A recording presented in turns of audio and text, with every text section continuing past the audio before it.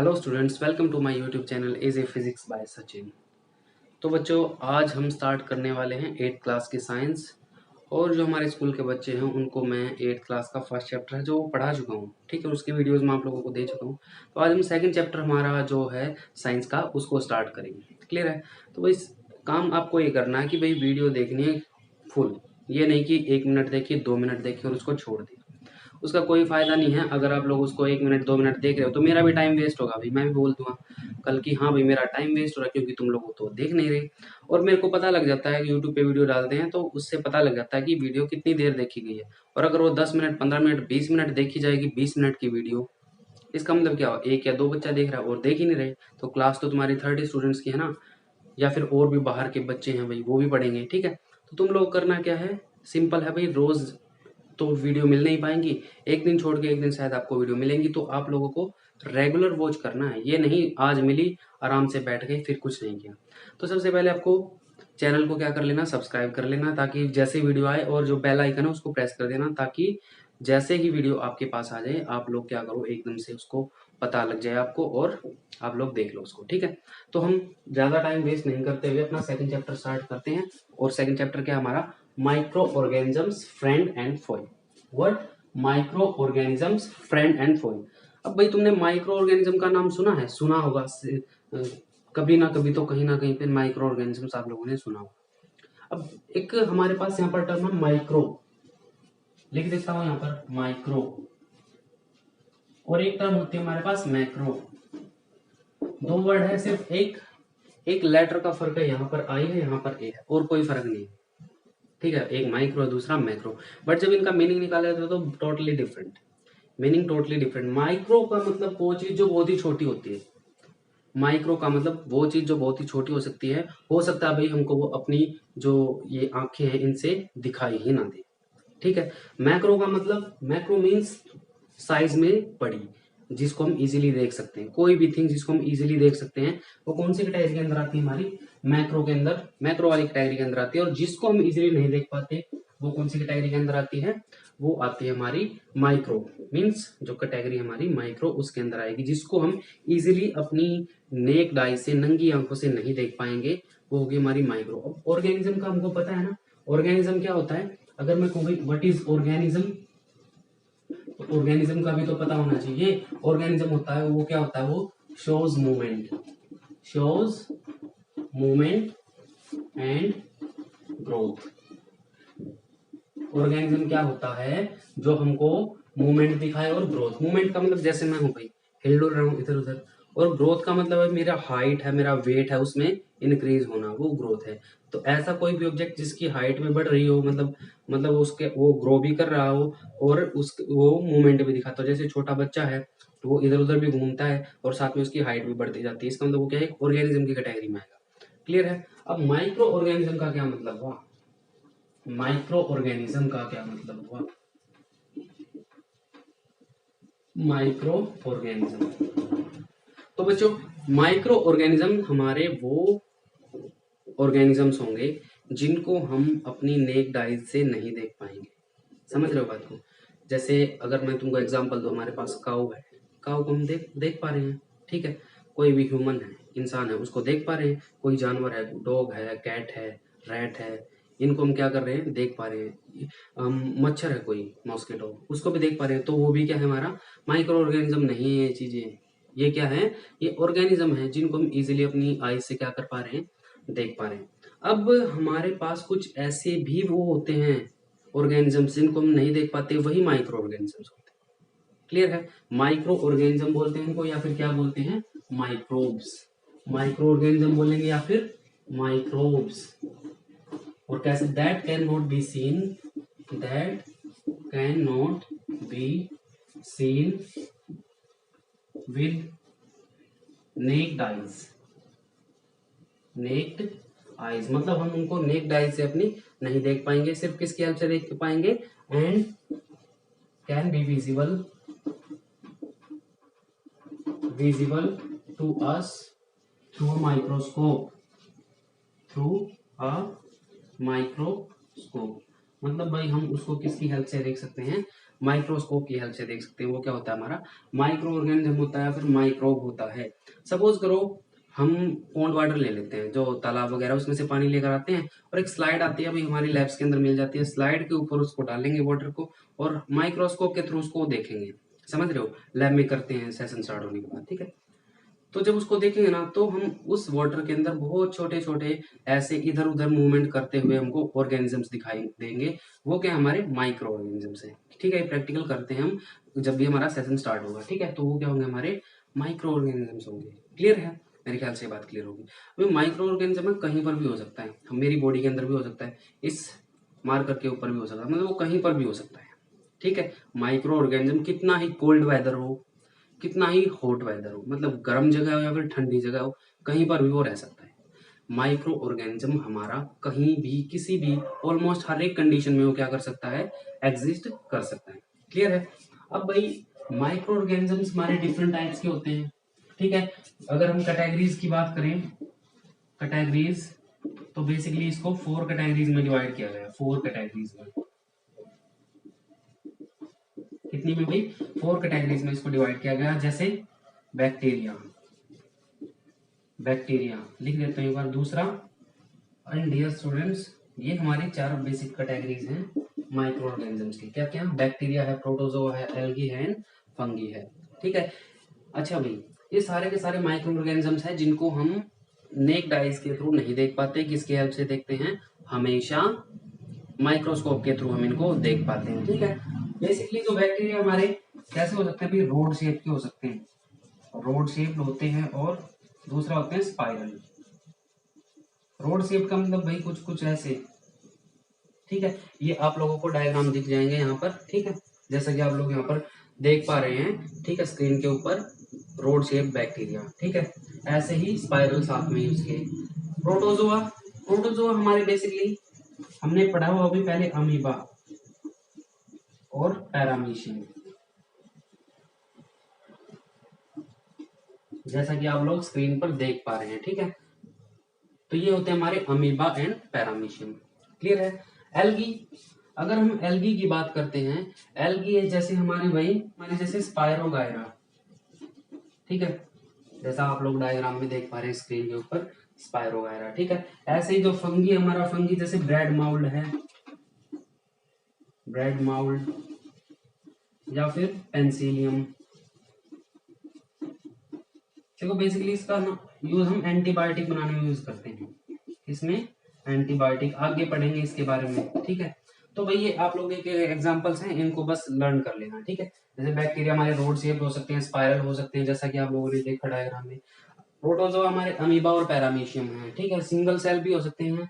अच्छा, एल्गी है, स्पायरोगायरा है, एक दो और हैं, ठीक है, जैसे क्लाइमेडोनास, ठीक है, ब्रेड माउल्ड है, पेंसिलियम है, ये सारे हमारे फंगी के एग्जांपल्स हैं, ठीक है। तो ये बेसिकली 4 टाइप्स के माइक्रो ऑर्गेनिज्म है जिनके बारे में मैंने आप लोगों को बताया। अब एक और माइक्रो ऑर्गेनिज्म होता है हमारा, जिसका नाम क्या है, वायरस। वायरस, ये वायरस आजकल बहुत चल रहा है, चल रहा है ना एक वायरस। कौन सा वायरस, कोरोना, कोरोना वायरस, ठीक है। देखा होगा आप लोगों ने न्यूज में, ऐसे ऐसे गोल गोल है, ठीक है, ऐसे ऐसे उसके ऊपर वो स्पाइक्स निकले हुए हैं, ठीक है, ऐसे ऐसे इस टाइप का, थोड़ा सा जैसे ये शैतान हो, इस टाइप का हमको क्या लगता है, दिखाया जाता है कोरोना वायरस। एक्चुअल में होता भी इसी टाइप से है। आप लोग और वायरस है उसका जो डायग्राम है वो आप लोग स्क्रीन पर देख सकते हैं, जैसा कि आप लोगों को दिखाई दे रहा होगा, नहीं तो थोड़ा सा आगे पीछे आप लोगों को मिल जरूर जाएगा, ठीक है। तो भाई देखो, ये कोरोना वायरस है, ठीक है, ये एक कैटेगरी होती है वायरस की, जिसको हम क्या बोलते हैं, सार्स। क्या बोलते हैं, सार्स। सार्स की कैटेगरी से बिलोंग करता है कोरोना वायरस। और जो कोरोना वायरस की वजह से बीमारी होती है हमारी, उसका नाम क्या है, कोविड-19। क्या है, कोविड-19। क्या आप लोगों को इस कोविड-19 की फुल फॉर्म पता है, न्यूज में देखते हो ना, कोविड-19। कोविड-19 में जो सीओ है उसका मतलब है कोरोना। क्या है, कोरोना मतलब वायरस, कोरोना वायरस है। और ये VI for virus and D for disease, तो इसकी फुल फॉर्म है कोरोना वायरस डिजीज। क्या है, कोरोना वायरस डिजीज, ठीक है। और ये 19 किसके लिए है, ये है ईयर, कौन सा, 2019, मतलब फर्स्ट टाइम जो कोरोना वायरस है, ये वाला वायरस है, उसको कब ऑब्जर्व किया गया? दिसंबर 2019 में। इसलिए इस बीमारी का नाम क्या रख दिया? कोविड-19 रख दिया भाई। क्या रख दिया? कोविड-19। क्लियर है? मेरे ख्याल से भी ये चीज समझ में आ गई होगी। अब आते हैं हम नेक्स्ट चीज पर, हमारा क्या है? अच्छा, वायरस के बारे में मैंने नहीं बताया, ठीक है। वायरस क्या होता है? वायरस भी एक बेसिकली माइक्रो ऑर्गेनिज्म ही होता है। ये भी क्या होता है? माइक्रो ऑर्गेनिज्म ही होता है, जिसको हम नेक्ड आई से अपनी नहीं देख पाते, ठीक है। लेकिन ये क्या करता है?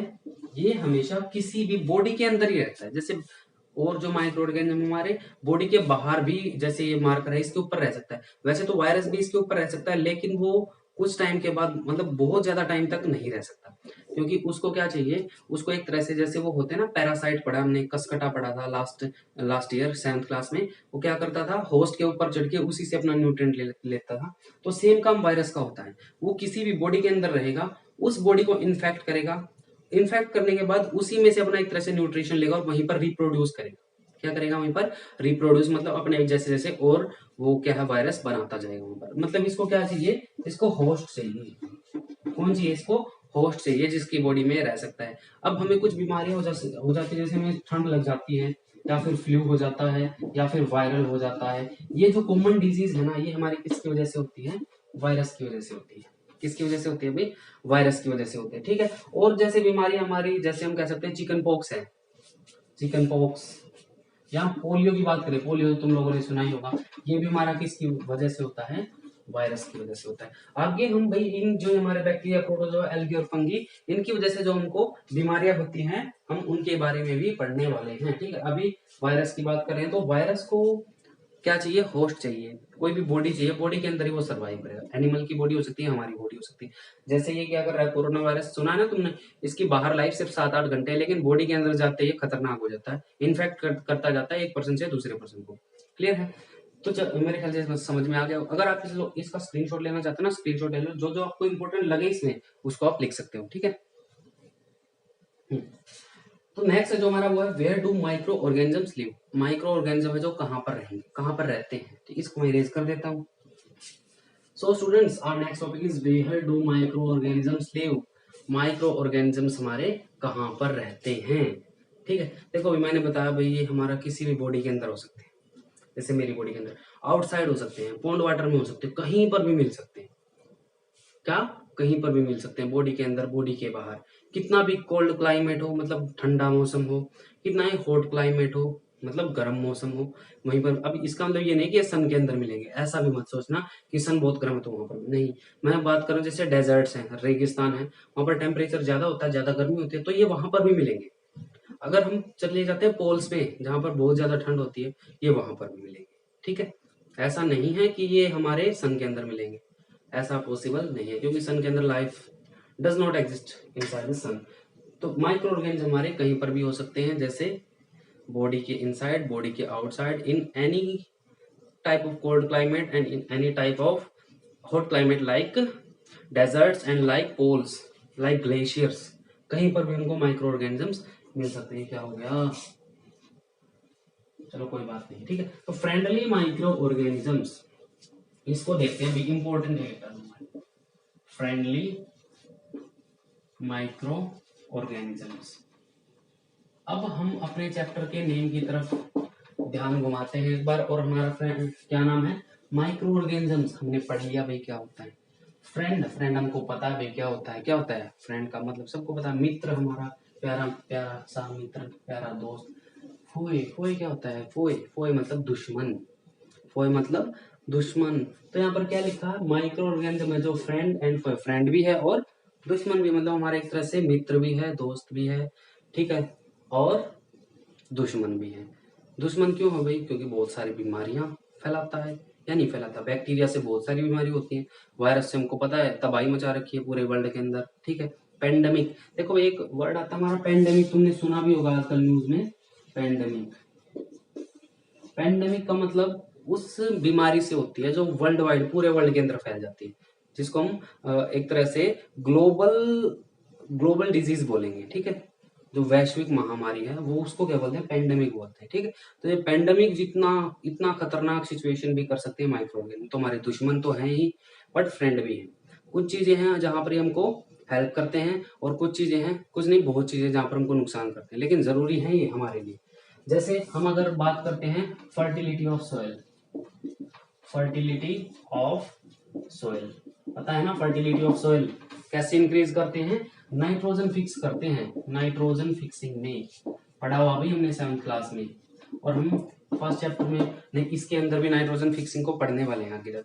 नाइट्रोजन फिक्सिंग का क्या मतलब है, सोइल के अंदर नाइट्रोजन को डालता है, और जो नाइट्रोजन है हमारी किसके लिए जरूरी होती है, प्लांट्स के लिए जरूरी होती है।